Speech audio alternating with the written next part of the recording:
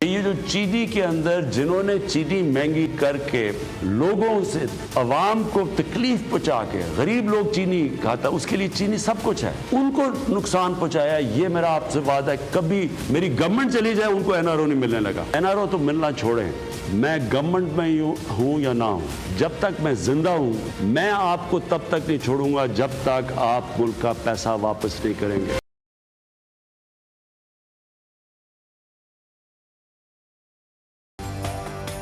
चीनी चोरों और शरीफ खानदान को कभी माफ नहीं करूंगा, चाहे मेरी हुकूमत चली जाए। किसी के साथ नाइंसाफी भी नहीं होने दूंगा। वजीर आजम इमरान खान का आवाम के सवालात के जवाब देते हुए कहना था कि ताकतवर को कानून के ताबे लाना बड़ा जिहाद है।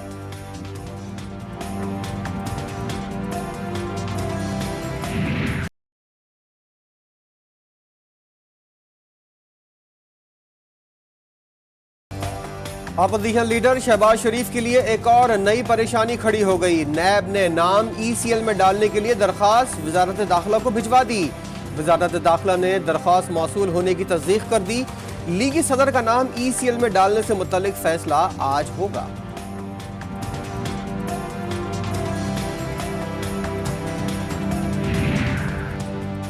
शहबाज शरीफ के खिलाफ कोई करप्शन साबित नहीं हुई। 2000 में डिक्टेटर ने नैब के जरिए हुदैबिया मिल्स का केस बनाया। तर्जुमान मुस्लिम लीग नून मरियम औरंगजेब कहती हैं, दौरे से वापस आकर वजीर आजम ने सिर्फ शहबाज शरीफ से मुतालिक ब्रीफिंग ली। 74-75 साल से दीमक की तरह इस निज़ाम को चाटा। वजीर आजम की आंखें ताक लगा के टिकटिकी की बांध के उनको देख रही हैं और उनको कानून के शिकंजे में लाना वजीर आजम का आज़म है। और इंशाल्लाह आप देखेंगे कि किसी के साथ भी कोई रियायत नहीं बरती। माजी में शरीफ खानदान कौम के वसाइल लूटता रहा है। वज़ीर आला पंजाब की मावन खुसूसी फिरदौस आशिक आवान का कहना है, वज़ीर आज़म की कोशिशों से शरीफ खानदान की करप्शन आवाम के सामने आई। रिंग रोड मंसूबे में करप्शन और बेज़ाब्तगियों का मामला नैब को भिजवाया जा रहा है।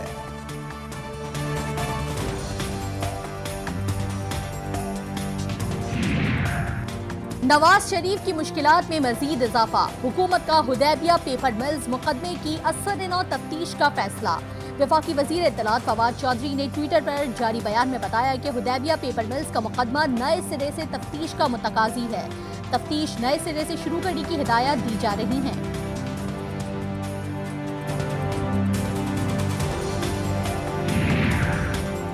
स्पीकर बलूचिस्तान असेंबली और वज़ीर आला बलूचिस्तान के दरमियान सर्द जंग। जाम कमाल का स्पीकर पर अपोजिशन की जानिबदारी का इल्जाम।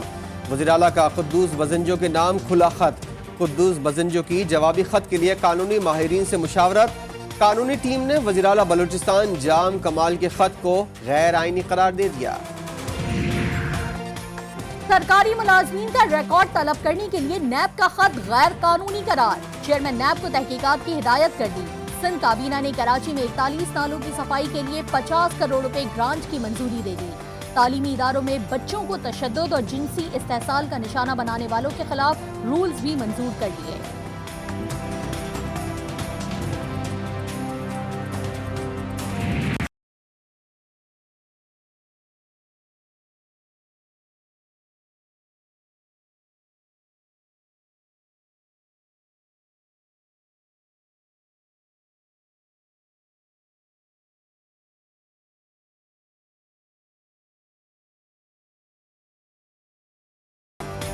हर गुजरता लम्हा मजलूम फ़लस्तीनियों के लिए क़यामत से कम नहीं। गजा की फिजाएं सहूनी फौज की बमबारी और मासूमों की चीखों से गूंज उठी। इसराइली बर्बरियत में बच्चों और ख़वातीन समेत 28 फ़लस्तीनी शहीद, सैकड़ों जख्मी, कई की हालत तशवीशनाक। सहूनी फौज और टैंकों की मदद से गजा की जानिब पेशकदमी। इसराइली सदर नेतन्याहू ने मजीद फिजाई हमलों के अहकामात जारी कर दिए।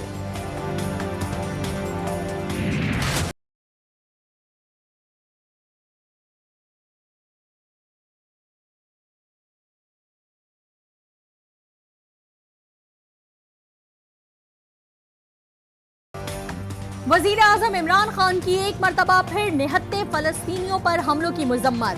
कहते हैं तमाम मुसलमान ममालिक को मसला फलस्तीन पर यकजा होना पड़ेगा। इसराइली फौज ने मस्जिद अक्सा में बहुत जुल्म किया। शाह महमूद कुरैशी बोले, क़िबला अव्वल मस्जिद में बर्बरियत पर हमें गहरी तशवीश है। पाकिस्तान का मौक़िफ़ मसला फ़लस्तीन और मस्जिद अक्सा पर वाज़े है। पाकिस्तान फ़लस्तीन के साथ मुकम्मल यकजहती का ऐलान करता है। हुकूमत का 14 मई को मुल्क भर में यौम फ़लस्तीन मनाने का ऐलान। वज़ीर-ए-आज़म इमरान खान के मावन खुसूसी बराए मजहबी हमांगी हाफिज ताहिर अशरफी कहते हैं, वज़ीर-ए-आज़म ने वज़ीर ख़ारिजा को बैतुल मक़दस की सूरत हाल पर पूरी दुनिया से राब्तों का टास्क दे दिया है।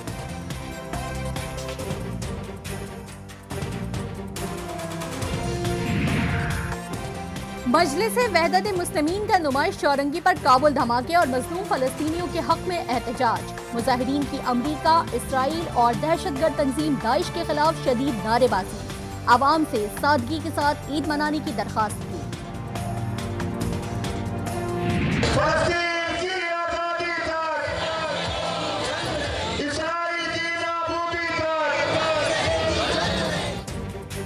कराची प्रेस क्लब के बाहर फ़लस्तीन फाउंडेशन की ज़ेर एहतमाम मस्जिद अक्सा पर हमले के खिलाफ एहतजाज। सियासी मजहबी जमातों की शिरकत। मुजाहिरीन ने इसराइल और भारत का परचम नजर आतिश किया।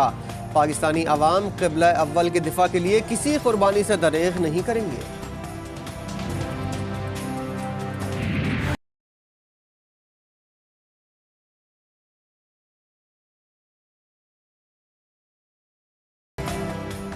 ईद की नमाज कैसे अदा करनी है, एनसीओसी ने बता दिया। एक ही जगह नमाज ईद के 2 से 3 इज्तिमात किए जाएं। ईद की नमाज खुली जगह पर होनी चाहिए। मसाजिद की खिड़की और दरवाजे खुले रखे जाएं। बीमार, बुजुर्ग और 15 साल से कम उम्र बच्चे ईदगाह न आएं। एनसीओसी ने शहरियों से गले न मिलने की अपील भी की है।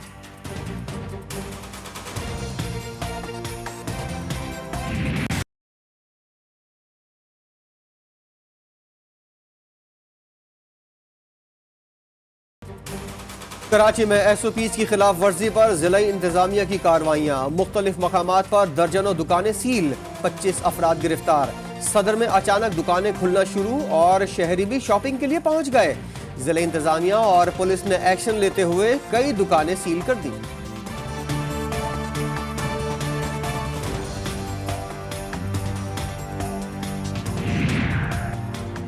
कराची के इलाके लियारी बिहार कॉलोनी में दुकानदार आपे से बाहर। कोरोना SOPs पर अमल कराने के लिए आने वाले रेंजर्स एहलकारों पर तशद्दुद। मुल्जिमान गिरफ्तार। पुलिस के मुताबिक गिरफ्तार दोनों भाइयों के खिलाफ सरकार की मुद्दत में मुकदमा दर्ज कर लिया गया।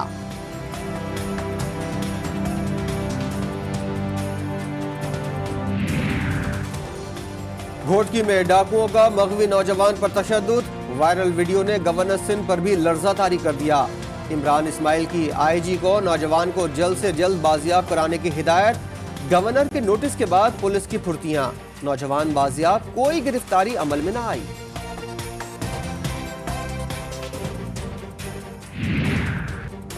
कमालिया में तेज रफ्तार कार ने मोटरसाइकिल सवारों को रौंद डाला।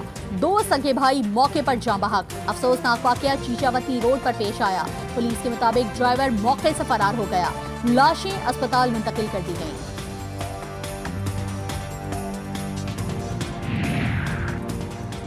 लाहौर में थाना फैक्ट्री एरिया पुलिस को खवातीन से बदतमीजी महंगी पड़ गई। तनवीर नामी शख्स की तलाश में आए एहलकारों ने खवातीन को धमकाया। खवातीन ने मिलकर सब इंस्पेक्टर की पिटाई कर दी। सब इंस्पेक्टर और दीगर एहलकार भागने में कामयाब हो गए। पाकिस्तानी नजात बरतानवी मायरा जुल्फिकार कत्ल की तहकीकात जारी।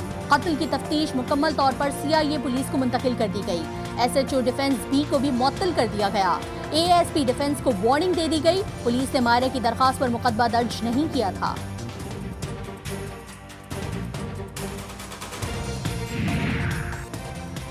फैसलाबाद में 2 ग्रुपों में झगड़े के दौरान गोलियां चल गईं। फायरिंग से पाक आर्मी कबड्डी टीम का खिलाड़ी हलाक। दूसरे ग्रुप के 2 अफराद शदीद जख्मी हो गए। मकतूल के कत्ल की FIR दर्ज कर ली गई। मुखालिफ ग्रुप के जख्मी मजीद फौजी और शहबाज पुलिस हिरासत में अस्पताल में जेर इलाज है।